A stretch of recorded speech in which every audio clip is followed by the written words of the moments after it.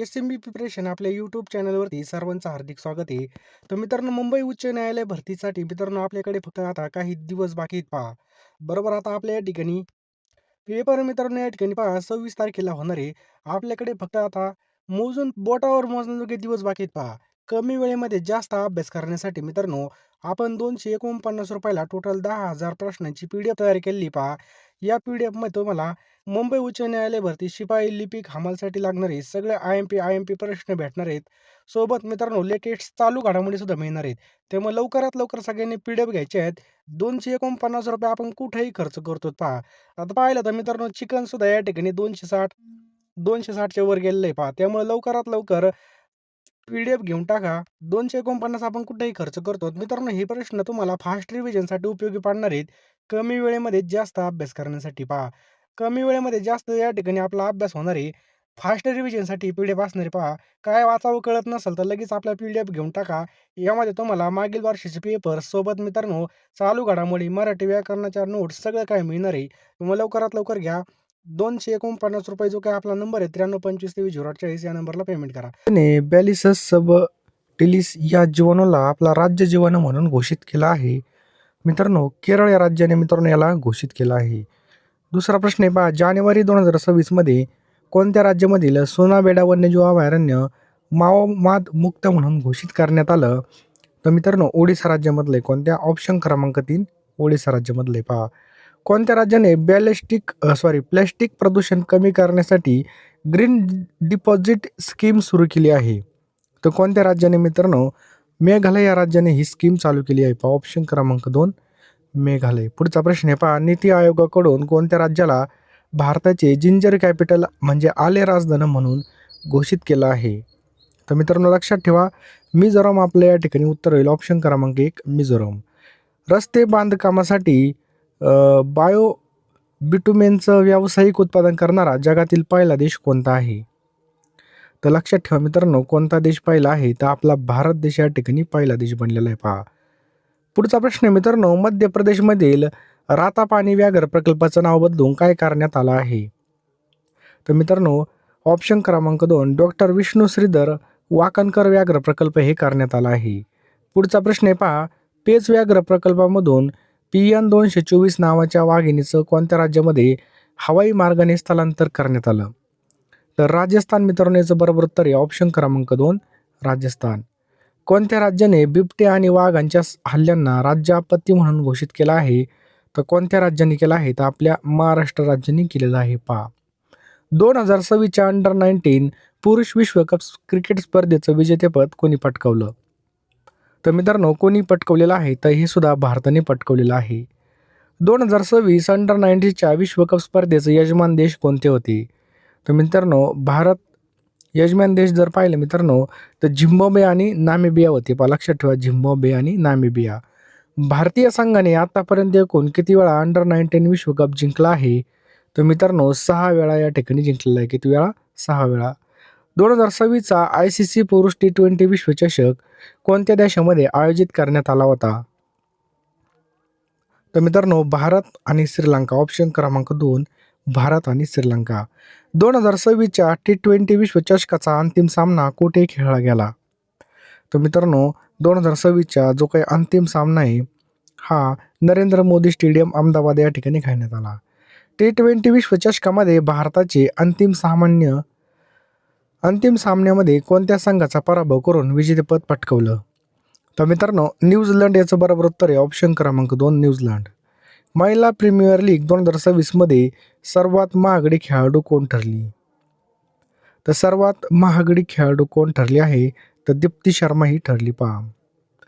2026च्या महिला प्रीमियर लीगचा विजेता संघ RCB, तर उपविजेता संघ कोणता ठरला होता? तर उपविजेता मित्रांनो दिल्ली कॅपिटल ठरला होता. ऑप्शन क्रमांक 1 दिल्ली कॅपिटल. 2025च्या रणजी करंडक विजेतेपद कोणत्या संघाने पहिल्यांदा पटकावलं? तर जम्मू आणि काश्मीरने हे पहिल्यांदा पटकावलं पहा. ठिकाणी खरोखर या ठिकाणी तुमचं सिलेक्शन व्हावं वाटत असेल तर तुम्ही हॉल तिकीट येण्याची अजिबात वाट पाहू नका. कारण की जो हॉल तिकीट येण्याची वाट पाहतो, तो फक्त फॉर्म भरण्यापुरताच मर्यादित असतो. तर मित्रांनो, तुम्ही बघा आत्तापासून जर या ठिकाणी अभ्यास केला, तरच तुम्हाला या ठिकाणी भरपूर प्रमाणामध्ये फायदा होणार आहे. कारण की कॉम्पिटिशन भरपूर असणार आहे आणि या कॉम्पिटिशनमध्ये आपल्याला टिकायचं असेल, तर लवकरात लवकर आपल्याला पी-डी-एफ घ्यावे लागणार आहेत पहा. म्हणजे अभ्यास करावा लागणार आहे पहा. तर बघा या ठिकाणी लिपिक आणि शिपाई पदासाठी बघा आपल्याकडे 10,000 प्रश्नांच्या पी-डी-एफ असणार आहेत पहा. या पी-डी-एफमध्ये तुम्हाला सर्व विषय मिळणार आहेत. तुम्हाला काय करायचं आहे मित्रांनो, ₹249 या पी-डी-एफ असणार आहेत.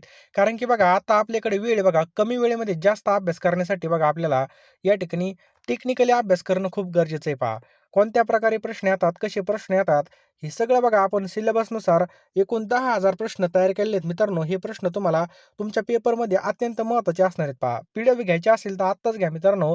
कारण की एकदा वेळ निघून गेली की आपल्याला काहीच करता येणार नाही. म्हणजे या ठिकाणी आपल्याला जास्तीत जास्त रिव्हिजन आपली होईल. जितकी जास्त रिव्हिजन होईल, तितका जास्त आपला स्कोर येईल आणि तितकं आपलं फायनल लिस्टला नाव येईल पहा. त्यामुळे लवकरात लवकर पी-डी-एफ घ्यायच्यात आपल्याला 10,000 प्रश्नांच्या पी-डी-एफ या ठिकाणी असणार आहेत. ₹249 ला पहा. तुम्हाला काय करायचं बघा 9325230840 या नंबरला बघा ₹249 या ठिकाणी फोनपे किंवा Google पे करायचे किंवा हा जो काही क्यूआर दिसतोय, या क्यूआरला सुद्धा तुम्ही स्कॅन करून पैसे पाठवू शकता आणि याच नंबरला तुम्हाला WhatsAppला स्क्रीनशॉट पाठवायचा आहे पहा.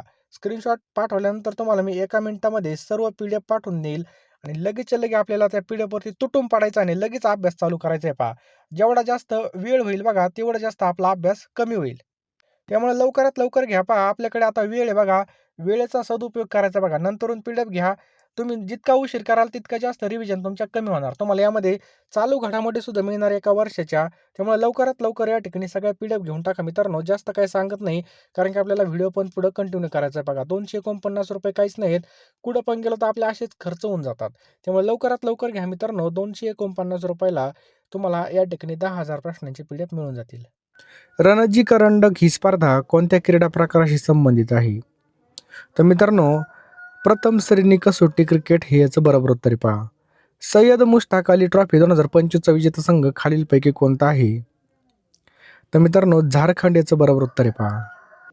तर बघा सय्यद मुश्ताक अली ट्रॉफी 2025चा विजेता संघ खालीलपैकी कोणता आहे?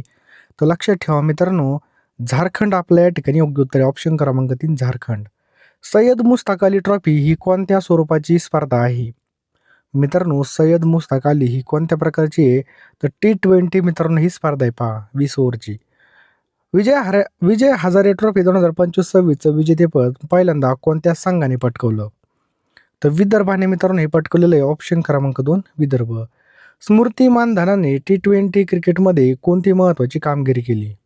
तर मित्रांनो, कोणती महत्त्वाची कामगिरी केलेली आहे? तर बघा T20मध्ये 4,000 धावा पूर्ण करणारी पहिली भारतीय महिला फलंदाज बनली आहे. म्हणजे ऑप्शन क्रमांक 2 याचं बरोबर उत्तर आहे पहा. महिला T20 क्रिकेटमध्ये सर्वाधिक धावांचा विक्रम सध्या कोणाच्या नावावरती आहे? तर मित्रांनो, कोणाच्या नावावरती आहे? तर लक्षात ठेवायचं याचं योग्य उत्तर ऑप्शन्स क्रमांक सुजी बेट्स न्यूझीलंड हिच्या नावावर आहे पहा. नेक्स्ट पहा, अंडर 19 पुरुष आशिया कप 2025चा विजेता संघ कोणता आहे? तर पाकिस्तान याचं बरोबर उत्तर आहे पहा. ऑप्शन क्रमांक 3 पाकिस्तान. 2025मध्ये एका वर्षामध्ये सर्वात जास्त 1703 धावा करणारी जगातील पहिली महिला क्रिकेटपटू कोण ठरली आहे? तर ऑप्शन क्रमांक 2 हरमप्रीत कौर ही ठरलेली पहा. नेक्स्ट आहे पहा, क्रिकेटच्या तिन्ही प्रकारामध्ये कसोटी, एकदिवसीय आणि T20 शतक झळकावणारी पहिली भारतीय महिला क्रिकेटपटू कोण आहे? तर पहिली क्रिकेटपटू कोण आहे? तर स्मृती मानधना याचं बरोबर उत्तर आहे ऑप्शन क्रमांक 4. हिवाळी ऑलिम्पिक्स 2026 याचं आयोजन कोणत्या देशामध्ये करण्यात आलं आहे? तर मित्रांनो, इटली या देशामध्ये ऑप्शन क्रमांक 2 करण्यात आला आहे. हिवाळी ऑलिम्पिक 2026मध्ये कोणता नवीन खेळ पहिल्यांदा समाविष्ट करण्यात आला आहे? तर मित्रांनो, कोणता? स्काय माउंटेनिअरिंग हा खेळ समाविष्ट केलेला आहे पहा. हिवाळी ऑलिम्पिक 2026च्या अधिकृत पदक तालिकेमध्ये कोणता देश हा प्रथम क्रमांकावरती राहिला? तर मित्रांनो, कोणता देश आहे या ठिकाणी प्रथम क्रमांकावरती राहिला? तर ऑप्शन क्रमांक 3 नॉर्वे हा देश प्रथम क्रमांकावरती राहिला पहा. हिवाळी ऑलिम्पिक 2026मध्ये भारताकडून सहभागी झालेल्या आरिफ मोहम्मद खान यांचा खेळ कोणता? तर मित्रांनो, अल्पाईन स्कीइंग हा खेळ आहे पहा. लक्षात ठेवायचं आहे. IPL 2026चा मिनी लिलाव कोणत्या ठिकाणी पार पडला होता? तर मित्रांनो हा कोणत्या ठिकाणी पार पडला? तर लक्षात ठेवा ऑप्शन क्रमांक 3 अबू धाबी UAE. लक्षात ठेवा UAE या ठिकाणी पार पडला. IPL 2026च्या लिलावामध्ये सर्वात महागडा परदेशी खेळाडू कोण ठरला? तर कॅमरून ग्रीन मित्रांनो याचं बरोबर उत्तर आहे ऑप्शन क्रमांक 2 कॅमरून ग्रीन. मेस्सीसोबत खालीलपैकी कोणते फुटबॉलपटू भारत दौऱ्यावर आले होते? तर लुईस सुआरेझ आणि रॉड्रिगो डी पॉल हे आले होते पहा. लक्षात ठेवा मेस्सीने या दौऱ्यामध्ये भारतामधील कोणत्या 4 प्रमुख शहरांना भेट दिली होती?